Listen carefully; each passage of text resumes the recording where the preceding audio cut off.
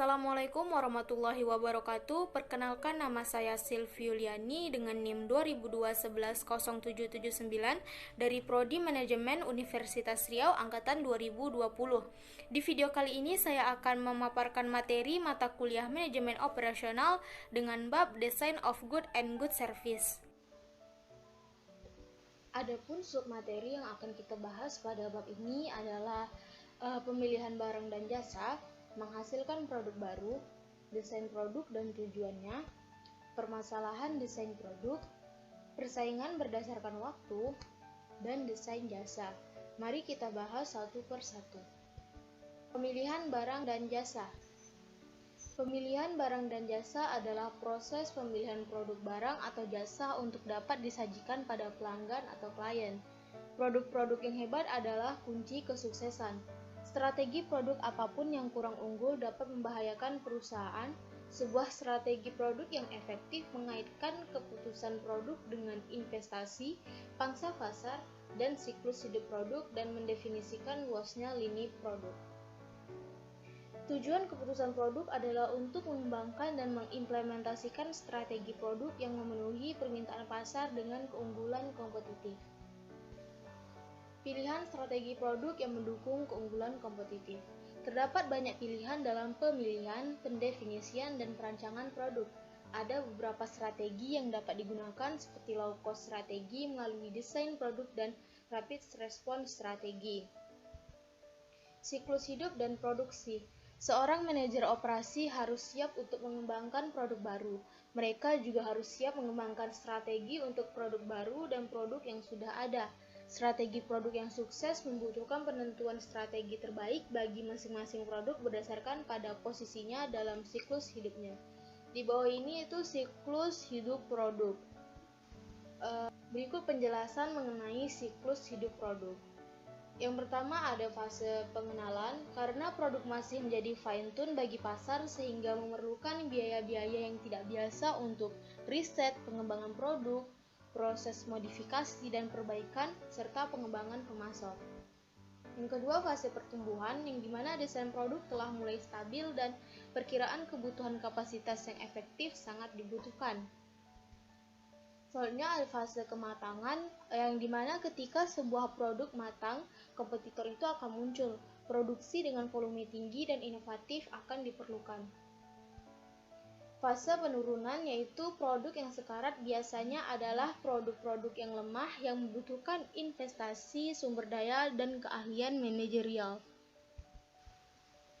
Analisis produk berdasarkan nilai. Analisis produk berdasarkan pada nilai mengurutkan produk dalam urutan menurun berdasarkan pada kontribusi uang masing-masingnya kepada perusahaan. Laporan analisis produk berdasarkan pada nilai membantu manajemen dalam mengevaluasi strategi yang mungkin dilakukan untuk masing-masing produk. Submateri kedua yaitu menghasilkan produk baru. Salah satu teknik untuk menghasilkan produk baru adalah brainstorming. Brainstorming adalah sebuah teknik di mana kelompok orang yang berbeda saling berbagi ide pada topik tertentu tanpa mengkritik. Tujuan brainstorming adalah untuk membangkitkan diskusi terbuka yang menghasilkan ide kreatif mengenai produk yang mungkin dan perbaikan produk. Umumnya brainstorming bermanfaat bila secara langsung memusatkan pada keadaan di bawah ini. Yang pertama, memahami pelanggan, perubahan ekonomi, perubahan sosiologis dan demografis, perubahan teknologi, perubahan politik atau peraturan, dan perubahan lainnya. Kriteria menghasilkan produk baru ada 4. Yang pertama, harus seimbangnya antara permintaan pasar dengan produk. Yang kedua, produk tidak boleh memiliki persoalan hukum. Yang ketiga, pencitraan produk harus dilakukan dengan baik. Dan yang terakhir, produk harus cocok dengan keuangan pasar atau daya beli. Pengembangan produk. Pengembangan produk merupakan sekumpulan aktivitas yang dimulai dengan mengidentifikasi peluang pasar dan diakhiri dengan kegiatan produksi, penjualan, dan pengiriman produk. Bond and Coates membedakan 4 strategi pengembangan produk, yaitu yang pertama, strategi pengembangan pasar, yang dimana berkonsentrasi pada pencarian pasar-pasar baru bagi produk-produk yang sudah ada.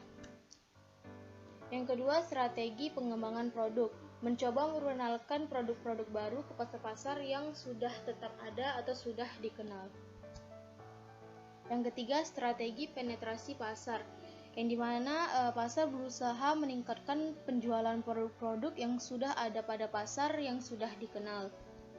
Dan yang terakhir, strategi diversifikasi produk, yang dimana memfokuskan pada pengembangan produk-produk yang sama sekali baru untuk pasar yang baru.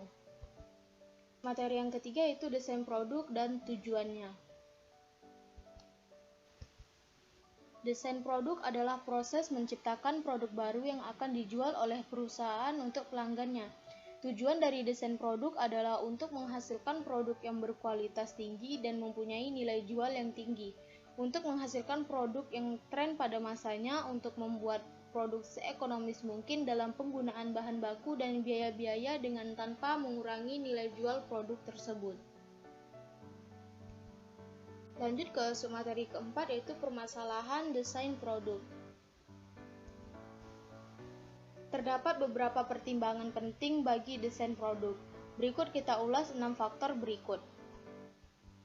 Pertama, ada desain yang baik. Sebuah desain yang dapat diproduksi sesuai permintaan bahkan dalam kondisi yang tidak menguntungkan dalam proses produksi.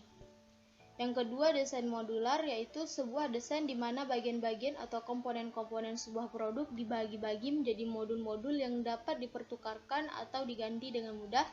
Yang ketiga, desain berbantu komputer atau CAD dan manufakturing berbantu komputer atau CAM. Desain berbantu komputer, yaitu di mana penggunaan komputer yang interaktif untuk mengembangkan dan mendokumentasikan sebuah produk.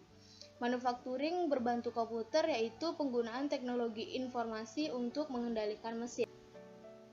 Yang keempat, teknologi realitas virtual. Bentuk visual dari komunikasi di mana gambar menggantikan bentuk sebenarnya dan biasanya memungkinkan pengguna untuk merespons secara interaktif. Yang kelima, analisis nilai, di mana suatu tinjauan atas produk sukses dan memiliki andil selama proses produksi.